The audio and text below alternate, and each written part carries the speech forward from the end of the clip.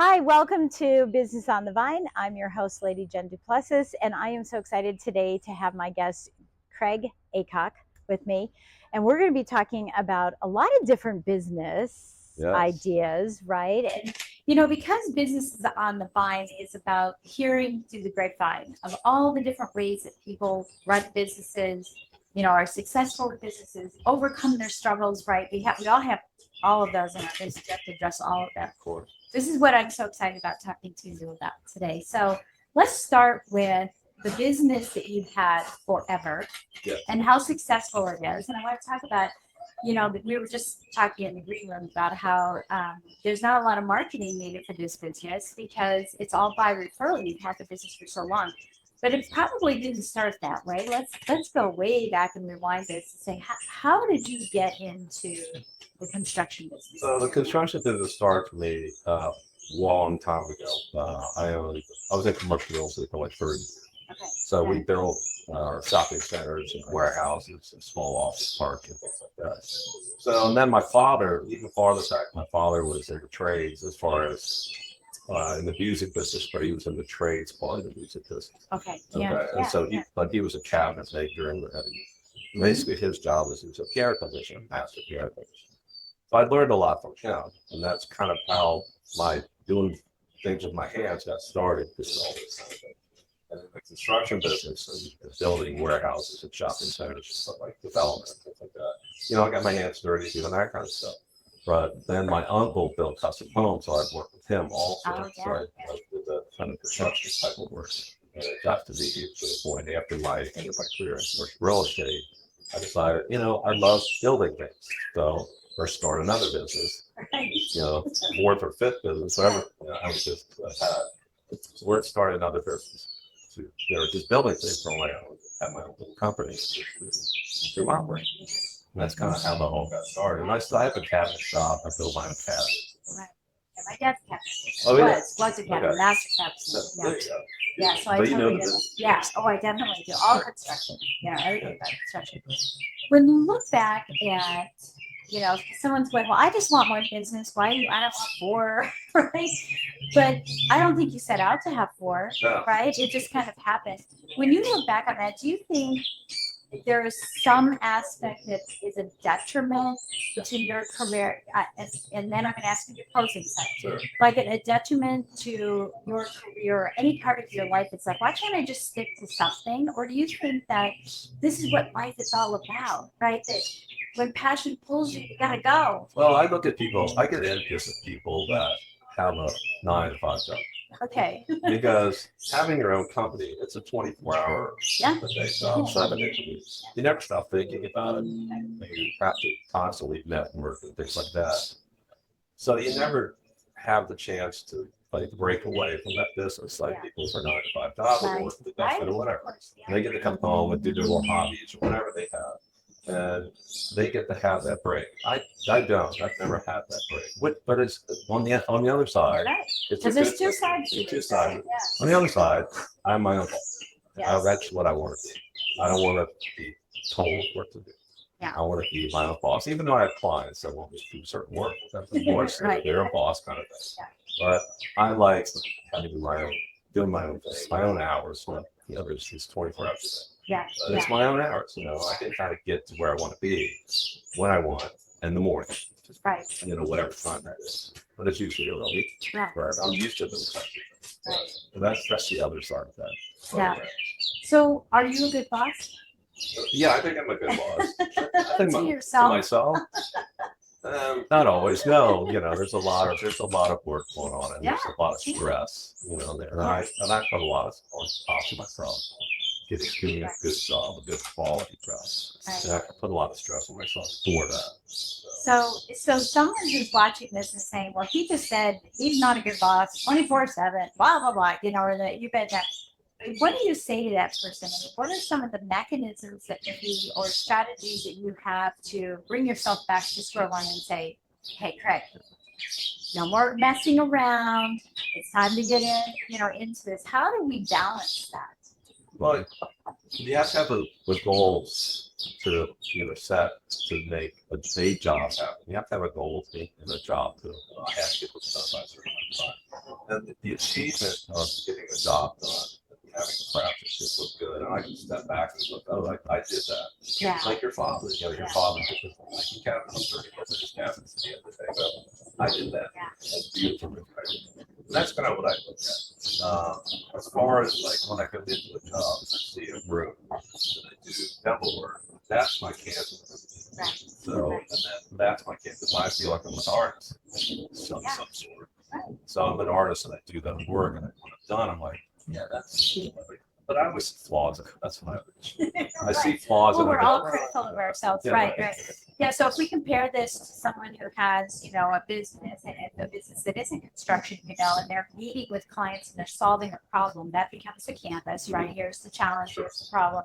How do we rebuild that up and make them successful if they have clients that they're trying to coach them on something, or if they have people that have renovations in their home, whatever it is, fixing their car, whatever it is, I think about the way that, does that propel you on a daily basis? What do you do to keep you going every day for that same process? Yeah. Paying the bills is one thing. Yeah. One thing, Knowing that you got to pay bills, so you got to do it. Yeah. So I mean, I think everybody's kind of that John. Yeah, pay the bills. But I mean, I love the craft. Yeah. I love, like my father. My father, he worked hard, and he loved his craft. He was a true craftsman and a true artist. He wouldn't say that about himself. But everybody else did. He was, for what he did, he was very famous for what he did. And I look at myself the same way. I look at what he did, and I say, that's what I want. I want to be that. And that's I've kind of based my life on doing quality work and doing a good job. What you do currently is very tangible. So there are business owners that have intangible and work. They can't look back and stand back and say, wow, I built that cabinet, I built that thing. It's a lesser visual type of thing. We're going to go to break here in just a second. And when we come back, I want to talk about, following that craftsmanship, following that passion, and whether people should start a business if they don't have the passion behind it. Yes. Yeah. Oh, there we go. We got the answer. But we're going to find out the details, so stick with us. We'll be right back. Well, we're glad you're back with us. We're sitting here chatting about business. And, one of the things that I wanted to ask you as we were going to break, and you said, yes, you should, is that, some people have a passion, and should they make that their business? Or some people have a skill. Should that make that their business, or should they find a way to make these two come together? Or just, in your case, you kind of transition from one thing to another. We're going to talk about that here shortly. Just let life happen. Try the business this way. If it doesn't work, hey, next business. Can its life go on? It does. You're right. It does. I mean, some things don't work out for you. Like you go to a restaurant. Oh yeah, up, down. That's right. Yeah. So, but as far as as far as working with within what you want to do, like your passion or your skill. I mean, if you have a skill, is that your passion? I mean, is that a passion that you never know? You never know. So, and sometimes working in your passion, even though it's your passion, there's might not be, there's a point you want to make to do that thing. Well, and it can become a drudgery, right? In my husband's case, like he was a master mechanic for years and years and years, and that's his passion. He says that's his passion, but he got tired being underneath things and went into financial services. But now he's going, hey, should I do that passion again, but in a different way? Because then it becomes a drudgery. Yeah. People, I don't love it as much. I get certain hobbies I like doing. There's certain things I like to do, little hobbies and stuff. I got balls on like it was in the business. Right. That's what I do. Right. I'm sure like you. I mean, you see something and you're like, well, I can talk about that on the different, type of venue. So it's all those kind of things that you want to do, but it's trying to make you the right amount of money for you to keep that passion going. And your passions change over time. So you start doing something, it can evolve into something totally different. Yeah. So there's all those types of. We're human, right? Yes. We're human, and I think You evolve. Yeah, and I think sometimes the passion is dormant while you're having young children because it's got to be on the back burner. You can't really save when you want to because you have to pay your bills. My point here is just making sure that everyone understands that it's not set in stone. No, nothing. If you start something and it's not right, don't hang on to it. It's okay. Maneuver around it, but just know how to, know when to recognize it and then move on and figure out what that might be. When you're in the construction business, that you've been in for a long time, that you're in the construction business, do you have a lot of 1099s, you have a lot of contractors, subcontractors, right? You have these guys that show up and don't show up and this, that, and the other. Tell us how you have managed your team. Well, all my subs and the people I work with, I've been with for a long time. I find good people, just good quality work. I might pay a little more for what they do, but I know their work and I know they do good work. I know they're polite. I don't have issues with them. I don't have to find them at the 7-Eleven or wherever. Right. Something like that. I find the guys I like, and again, they might charge a little more than somebody else would charge for it. I know they do great work, and I know they're nice people. So that's who I use. And I've been with most of my guys 15 years. I haven't changed their stuff that much. I've tried a few times, and it's never worked. Right. Yeah. Because I look at them and go, "You're not doing the good work and she does." Right. But I pay him more. But okay, that's fine. I'll go that route. So. Did you have a period of time where you were hiring improperly and kind of learning that skill? What am I doing wrong? In a lot of businesses, they start off with, I just need a mini-me. I need someone who can do what I do. Right? I have a mini-me. My daughter works with me. There you go. Ashley, my daughter works with me. It's great. I love it. She's like that. She does good quality work. She helps me out. It's great. I love it. But finding somebody in the beginning, it was a little different. So I knew a lot of brokers, as far as real estate brokers. That's where I got a lot of my business. These brokers, things like that. And so I started meeting a lot of subs or guys in the trades that do decent work. And we said, no, they do good work. And so it's kind of word of mouth. Yeah, it's kind of word of mouth kind of thing. And I said, okay, I'll try you out. And a lot of them were from the beginning. I stuck with those guys because they did do good work. Right. And I can recognize that, thank God. And so I could see what they were doing. I think that's a really good point because I know a lot of companies that are starting out these days, people are saying, where do I find these people? And they say, well, you can try Upwork or Fiverr or all these places. And these are just so distant. And the way that I brought on, my operations structure who's done it for 5 years was word of mouth. It was posting on Facebook. Hey, I'm looking for somebody and being referred by someone else. And that's what worked out. So I think that's a lesson here, right? Is talking to people. But that's kind of the best way. Yeah. It's not just the mechanics behind it. You've got to have the personality. You have to have the history. But in my end of the word, in my end, you have to have that quality. You have to, people, you go in somebody's house and right. If they don't see good work, right, they're going to look at it and go, that guy didn't do it. Right. Even though he's myself, they look at me. Oh, yeah. It's all your fault. It's all my fault. Yeah. And I pride myself on leaving that space. I'm like, I could live here. I like that. I could live here. Right. That it was, that you would do it as well. Yeah. I do that in my own house. So that same people at work, work for me, work in my house. Yeah. Because I trust them. Yeah, and that's powerful too, right? I give them my key. Here's my key. Go in there and do the work. I trust you. Yeah, that is beautiful. So. Yeah. Okay, so I know that things have changed, right? So you've done this for a really long time. It's evolving. It's evolving. I know, change. Okay, change. Yes, it's evolving.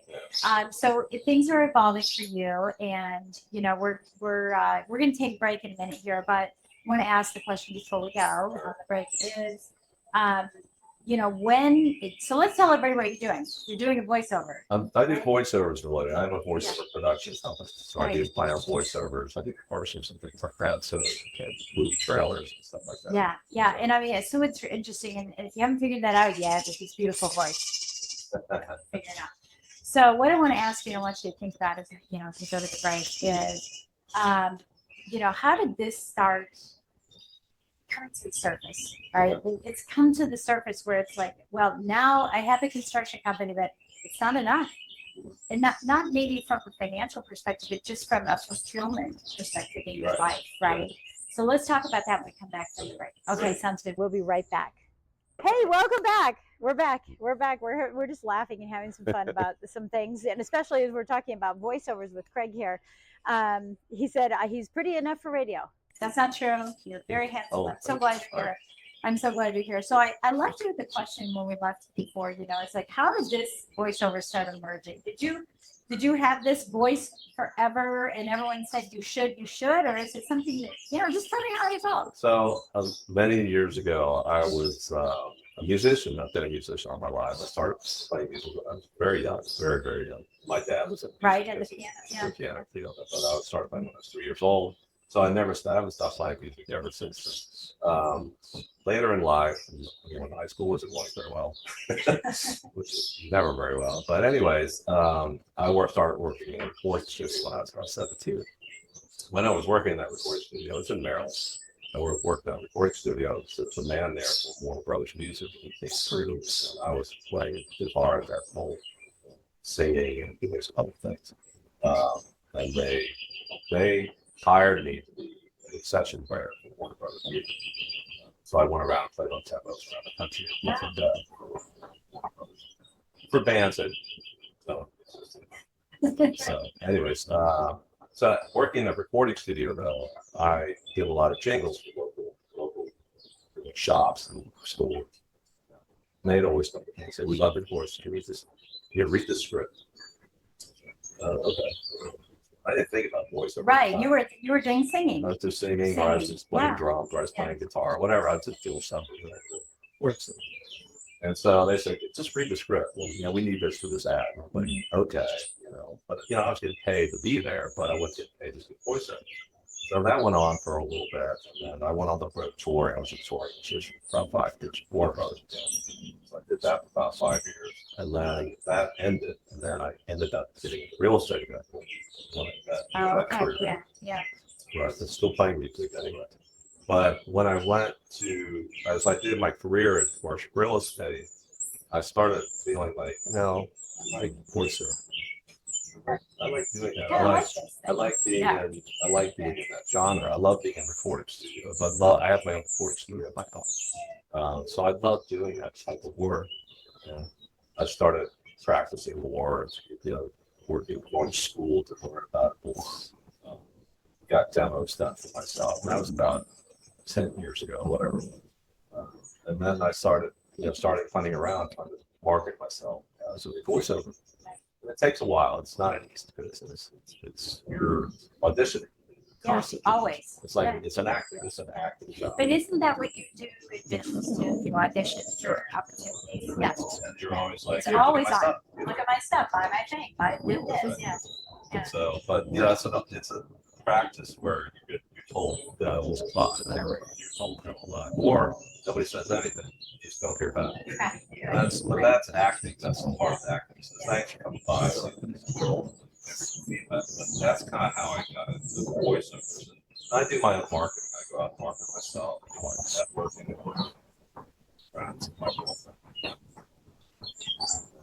I get out, try and push myself as a voiceover production company, which is my own voiceover. It's a fun job. I love doing it. I love doing that. I like making those things because I can do my own music beds. I make my own demos. So as you're making, well, again, it's an evolution. Are you ever going to stop your construction company? Is that your goal? Okay, so your goal is to stop the construction company, sell it, do whatever you're going to get, hand off to God, and to have this be full time. What are some of the fears you have as you're walking inside? How do you feel? And what are you saying to yourself? If I, once I end that construction company business, after a while, it takes its toll on your body. Yeah, right. It's like I'm starting a new business. Yes. Basically. Yeah. I'm all starting all over again. So you have to do controls. Overlapping right now. But you have to start all over again, basically. It's just like, now I got to make money at doing this. I got to make serious money. And that's what I'm trying to achieve now, to reach that goal, to stop the other business. I hope I can. Yeah. You know, I love Well, this. how often, you know, this happened with me too. Not coming into this business, but you know, I was an executive manager and Right. leader, and when I went into sales, I was, you know, struggling and hustling. But how is this going to work? And I got to make this work. And then I realized, wait a minute, you have this set of skills that you need to apply to this. And as soon as I did, and we started. It wasn't the limit. I just went, you know, we went way high up. And so how often do you reflect back and call that friend from your construction days and go, hey, this is how you used to do this. Why not apply it now? Or are you? Do I do that now? Yeah. Are you saying, how did I start that? And how did I do this? Let me just remember how I did it so that I can rinse it. I go into things, I just jump into things. Okay. That's the way I do it. I'm like, I don't really need to call anybody. I just You don't need to call yourself from 15 years ago and say, hey, remember when you did I this? could call myself and say, Yeah. stop doing that. I could do Right. that a lot. Right. But, Yeah. you know, I just, if I find something I'm passionate about, like we talked about before, I just kind of like, I'm just going forward through this. I'm the kind of guy who's just jumping into something. You want to do the quantum leap. It's Yeah. like, I don't know how I'm going to get there, but I just know I'm going. I'll learn on the way. And if I'm either going to make it or I'm not going to make it. Right. And if I don't make it, I have plenty of skills where I can go to something else. Yeah. But I want to make it as a voiceover guy. Yeah. Because this is what's being told to you now. Yeah, that's and it told to me a long time ago. I love being from the recording studio. You know, I got my little thing and I can hide in there and stuff, that kind of thing. But it's like I said, I have a face for radio. So, you know, but I love doing that. I just love doing it. I like doing the voices. I like doing, you know, I'm not a character actor, but I just like doing voices for different, or Southern or Western or neutral or whatever it is. Yeah. I just like doing it. Well, and that's what's important about you being here is one, you're chasing a dream, you're chasing a passion, you're evolving, you know, yourself and moving into that, right? And simultaneously, you know, having you on the show, we want business owners to hear and see you, right? So they can have you do their commercials because they're not doing the voiceover, right? Maybe they're at a point in their business where they don't have the luxury of just being 100% referral, which you have in your construction business. So now is the opportunity for them to say, oh my gosh, I really love him. I know him behind the scenes. I have trust because I've seen him talk and his challenges and triumphs and what he's doing. And so I love that we're sharing this with everyone so that, you know, we can get, because look, on our websites, we need to have little ads. And we need to have little voiceovers, you know, not little, but good voiceovers for those types of things. So I love that. So as we finish up our time here, can you do this in your voiceover voice? Okay. Because it's slightly different, right? It's slightly different. Yeah. And tell everybody, how do we get in touch with you? How do they get in touch with you? You can reach me at craigaycock.com. So it's Craig Aycock, CraigAycock.com. Love it. Thank you so much for being a guest on the show. Thank you, Jen. Yeah, thanks for coming over here. Yeah, I love it. Love it. Thank you so much. Yeah. Thank you for listening in, and we'll catch you on the next episode of Business on the Vine.